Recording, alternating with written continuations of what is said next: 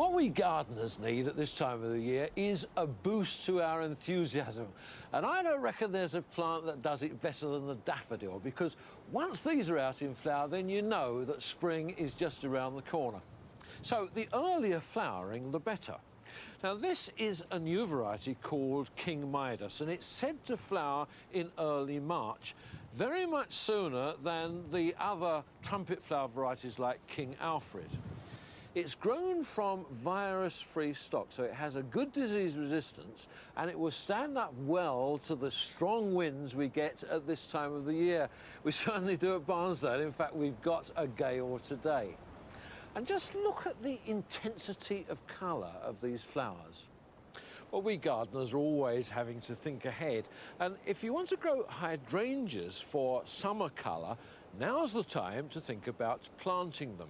So, to help you with your selection, last August, Steve and Lacey visited a superb collection of them in Oxfordshire. Anyone who thinks hydrangeas begin and end with the sort of pink and purple footballs you see by the seaside should fasten their seatbelts. Here in this Oxford garden, the group has been given full rein, showing not only how much variation there is between the species, but also how much colour and pizzazz they can bring to the late summer garden.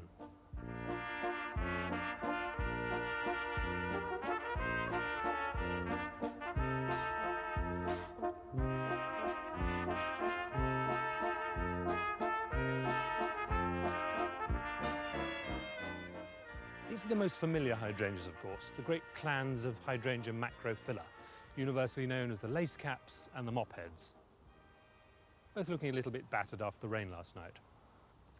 The lacecaps have these tiny fertile flowers in the middle of a ring of sterile florets, whereas the mopheads have only these sterile flowers in a glamorous dome, or a vulgar one, depending on your point of view. Neither group is tolerant of very cold inland gardens, but you do find them growing happily on all but the driest or chalkiest soils. The quirky part, of course, is the instability of the flower colour. The lacecaps and mopheads are extremely sensitive to aluminium and iron. On alkaline soil, where the minerals aren't available to the plants, the colour tends towards pink. On neutral soil, towards red and purple, and on acid soil, towards blue. This means that you can never be sure that the plants you buy in the garden centre will actually look the same once planted out. And this can be a bit annoying. But you can do something about it, particularly successfully in pots, to which hydrangeas are well suited. For a really good blue, you're best starting with a lime-free compost. Then in the old days, gardeners used to pile in handfuls of these rusty old nails, risking a spot of septicemia en route. But now, you can buy a special bluing compound. This variety, Général Vicomtesse de Vibray, is naturally pink in this Oxford soil, but a weekly watering with the powder transmogrifies it to an electrifying gentian. White lacecaps and mopheads keep their sterile florets white, whatever the soil type. This is Lenarth, an excellent compact variety for the smaller garden, and it's been planted here outside the dining room window for its evening glow. But my favourite white is a different species, the more elegant Hydrangea arborescens. This is its superior variety, Annabelle, with larger, creamy flowers. The stems are inclined to be a little too weak to support the flowers and may need stakes and string, but it's a plant with a long season of summer beauty and a candidate for a prominent position even in the herbaceous border, since it does appreciate some sun. So do the varieties of Hydrangea paniculata, which produce their flowers in these conical plumes. This one's called pink diamond because it takes on a reddish tinge later in the year. Incidentally, unlike the lacecaps and mopheads, this species and Hydrangea arborescens flower on the current season's growth, which means that you can cut them hard back, rather like a buddleia in the spring. You don't have to do this, but it does result in much more impressive flowers. A problem every gardener's faced with sooner or later is what on earth to grow to cheer up a wall that never gets any sun. Well, the hydrangea tribe provides the answer, the climbing hydrangea, petiolaris. Here it's used to smother a tired old tree, which is how it grows in its native Far Eastern forests. But its prime garden forte is a self-clinging cover for north or east-facing walls. It takes a couple of years to establish itself, but then races away, sporting white lace caps in early summer and butter yellow leaves in autumn. Hydrangea sargentiana is also far removed in appearance from the dumpy mopheads, and nicely partnered here with rhododendron, blue hosta and London pride. Like the mopheads and lace caps, it appreciates a deep moist soil, well laced and mulched with compost, leaf mould or well-rotted manure, as well as protection from wind and the hottest sun. This is one of its cousins, Hydrangea villosa, with richer flowers and more tapering leaves, a first-rate August shrub. And its sighting here provides a last tip. There's no better spot for viewing hydrangeas than from 20 foot up.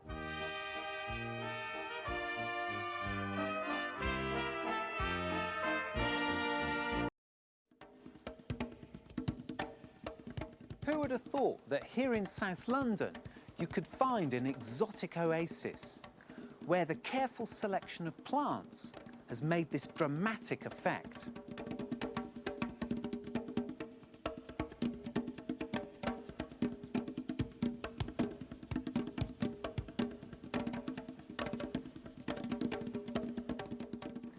Many people would not think of growing palms in their garden, but Martin Gibbons is passionate about them.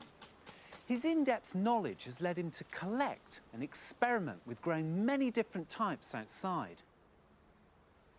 When did you first become interested in palms? It was probably about 12, 13 years ago, and I moved into a new flat and I wanted a sort of Art Deco theme, and of course I had to have a palm. And it was the first house plant I'd ever owned, let alone the first palm. And I worked on the principle that since plants need water, the more you give them, the happier they'll be. So I religiously watered this thing every day, and within a month it was dead. And I bought a replacement for it, and learning how to care for it. And then somebody bought me another one, and before long I had the beginnings of a collection. Then I started importing seeds from foreign seed dealers to increase the numbers in the collection. And of course you can't buy one seed or 5 seeds, you buy 100 seeds. So I had the one plant I wanted and then 99 duplicates. So I started selling the duplicates. And that was how I came to open up the Palm Centre and how I got into a life of palms. So what do you think it is about palms in particular that attracts you to them? I think it's probably the sort of bizarre nature of palms, the curious appearance. I've narrowed my interest down to cold hardy palms, and I just think it's the sort of slightly eccentric idea of growing cold hardy palms in a climate like ours where they sort of don't really belong. It's a sort of surreal thing almost. You go through this bamboo archway, then the garden is sort of revealed. My particular interest is palms. This is Parajubia cocoides. Right. It hasn't got a common name. It comes from Ecuador. And it's quite a high altitude palm. I think it grows at about 3,500 metres. And as such, it suffers a lot of cold weather there. I think it has great potential as a garden plant, particularly in a sheltered garden like this. But it's actually quite fast growing, and I expect to see it double its size every year now for the next few years. So within, say, 10 years, it should be about 8 or 9 feet tall. Well, another one that's a particular favourite of mine, it's a bit of an experiment. This is called Trithrine exacanthocoma. It comes from Brazil. It's called the spiny fibre palm. And it looks superficially like Trachycarpus, but I think much more elegant. It's got wonderfully stiff leaves. Yes, indeed. And eventually it will develop spines at the leaf tips. These leaves are still quite young, so the spines aren't very pronounced. When it gets a bit older, the leaves get more mature. The tips of the leaves are quite sharp and spiny. That's where it gets its name from. So would you protect that during the winter months? If it's very cold, yes, if the temperature looks as if it's going to drop much below about -6 or -7, I would put some, well, I usually put 4 stakes in the ground and drape a blanket around it or some hessian or something like that, just to keep the worst of the weather off. The plant over there, now that's not strictly a palm, is it?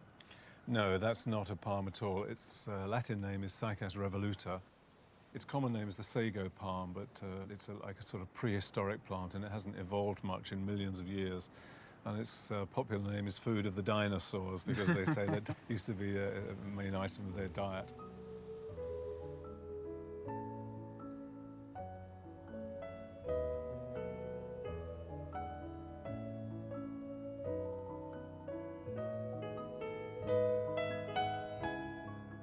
Martin employed a friend to design and plant the garden. The brief was to create a private garden with a luxuriant effect. The plants were carefully chosen to set off the palms. The result is a secluded garden and a perfect growing environment for Martin's palm collection. Jason, you're responsible for the design and the planting of the garden. You've used a lot of unusual trees, haven't you? Yes, we've got this one particularly, Cupressus cashmeriana, which you'd more commonly see in a greenhouse at Kew. We actually rescued this one from a greenhouse where it was actually reaching the ceiling. Very graceful, adds sort of dreamy effect to the garden. Now, you use bamboos a lot. Yes. And there's this one here, it's absolutely beautiful. These polished, dark black stems. Phylostachys nigra, it's a tall-growing bamboo, as you can see, and the canes in this country will get just as black as that. It's very fast-growing, like all bamboos, very easy to grow if you put it in a sunny position. Well, the garden actually seems quite large, but that might just because you've got a lot in it. That's it. The garden's no wider than 18 feet, which is very narrow for a London garden, and it's about 80 feet long. So it's slightly larger than average, but the plants are designed to make the feeling of spaciousness. What have you used to line the pool? That the water actually goes right up to the wall. Well, it's the most common type of pool construction with a rubber butyl liner, and we've left a tract of soil beside the wall, so you have a shelf type effect. Right. So the wall's foundations aren't affected by it, and the liner's simply held against the wall by the pressure of the water. Now, if there was a palm you could recommend for a beginner, what would you choose? Without hesitation, I'd choose Trachycarpus fortunei, the Chusan palm. It's in so many ways the most suitable. It's very elegant. It grows a trunk, so it looks like a real palm tree. It's quite fast growing. If you give it lots of water and lots of fertilizer, it can grow a foot of trunk a year. It's very, very hardy.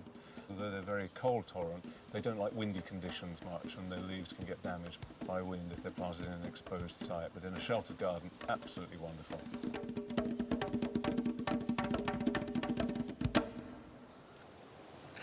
Well, I reckon that big cities like London, with all those buildings, are really like huge storage heaters.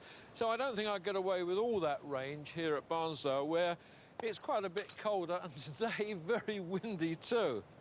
But what I can grow here are vegetables, and so can you, even if your garden is quite small, because you can grow them in amongst the flowers in the borders.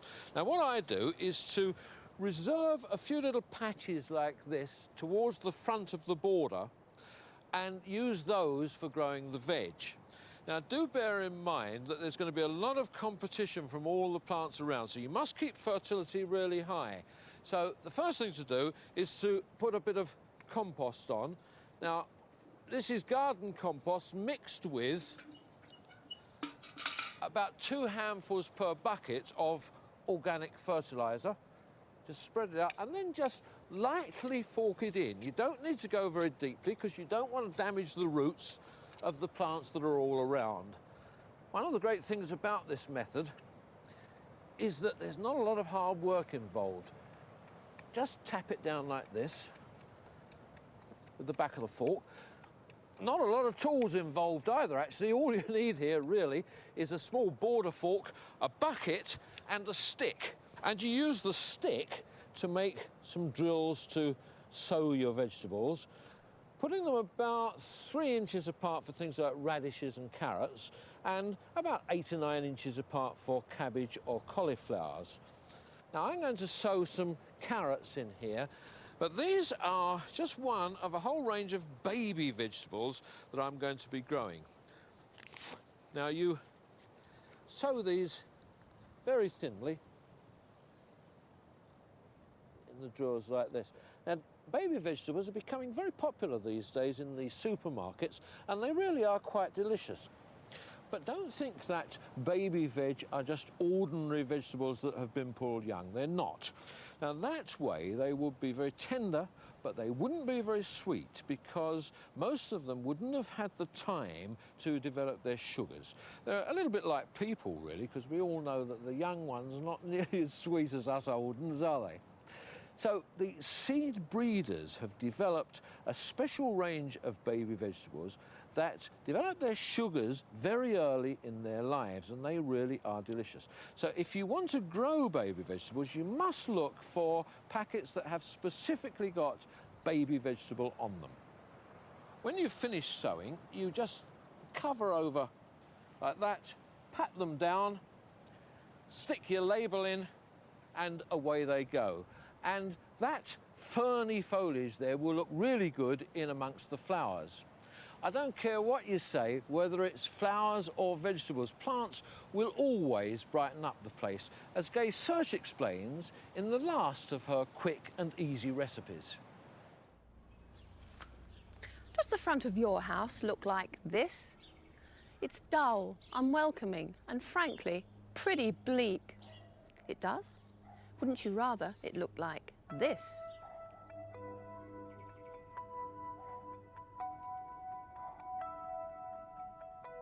What we're going to do today is plant up containers with a framework of evergreens that'll bring their own little splash of sunshine even in the depths of January.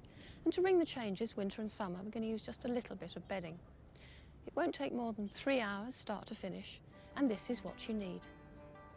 4 Juniperus communis compressa, 4 Euonymus emerald and gold, 4 Lonicera nitida baggisons gold, 6 small-leafed ivies, 2 ivy glacier, and 2 Heuchera pallis purple. As for bedding, you'll want blue and white pansies and dwarf narcissi for winter, and white busy lizzies and bidens for summer. You'll also need enough troughs to fit your windows, plus the right number of brackets, rule plugs and screws, and you'll also need a large bag of John Innes No. 3 compost, water-retaining gel crystals, slow-release fertiliser plugs, and some J-cloths. Like lots of modern houses, this one has no windowsills worth speaking of at all. So the first job is to fix stout brackets to the wall to hold the troughs.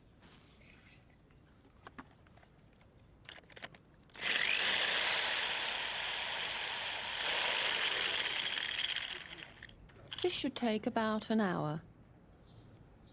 We've put up 3 brackets for each of the troughs because obviously one of these with wet soil in it and plants can be very heavy, and it's better to be safe than sorry.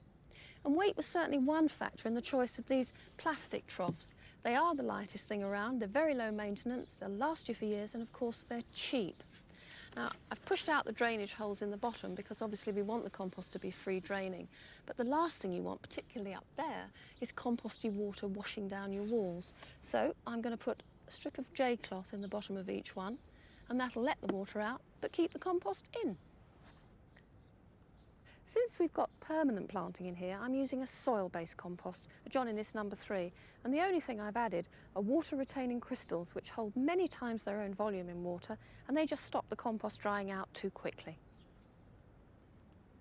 All the evergreens that we've chosen for the top boxes, which are all happy in shade of course, are either extremely slow growing like this tiny little juniper, or they're going to trail down like this lovely gold variegated ivy, or they can be pruned even with a pair of scissors like this shrubby honeysuckle, Lonicera nitida baggisons gold, and it really does stay this lovely bright gold right through the winter. For summer bedding, we're going to put in some white busy lizzies, and this is bidens, and it has lovely yellow daisy flowers right through the summer. To keep them fed, I'm taking the easy way out and using these pellets of controlled release fertiliser. So now they won't need feeding again until next spring. Well, the last job really is to give these a jolly good watering, but I'm not going to do that now for obvious reasons. They're going to be hard enough to lift when the compost's dry, let alone when it's wet. Phil, can you come and give me a hand, please? I hope you're feeling strong. Okay. Oh, that's not too bad, is it?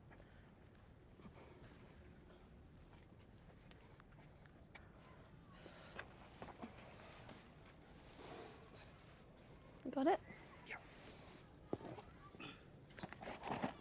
Long a bit my way. Perfect. Geronimo. And now the finishing touch. We actually want these 2 ivies to grow in a swag and join together, so I'm going to put a little bit of stout wire in, hook it over there, and on that one, and just start training the ivy round it, and it won't be too long before it meets up in the middle. Well, it's 8 months since we planted these troughs, and they're looking very bright and cheerful, considering that the house faces due north, and so they're in shade most of the time. These lovely velvety blue pansies, and these very pretty little dwarf daffodils are providing the seasonal colour now. The two ivies we've planted up here to train round the wire and form the swag have almost joined together in the middle. And once they do, what we'll do is nip out the growing tips so that this growth will bush out and make the swag really substantial. The rest of the shrubs are doing okay as well. The little ornamental really have kept their golden colour, and they've been a splash of sunshine right the way through the winter. But there really hasn't been enough sun for the golden shrubby honeysuckles, and they've faded to a plain green. But once the new leaves start coming through and we get just a little bit more sunlight on them, then they'll take on that lovely golden colour again.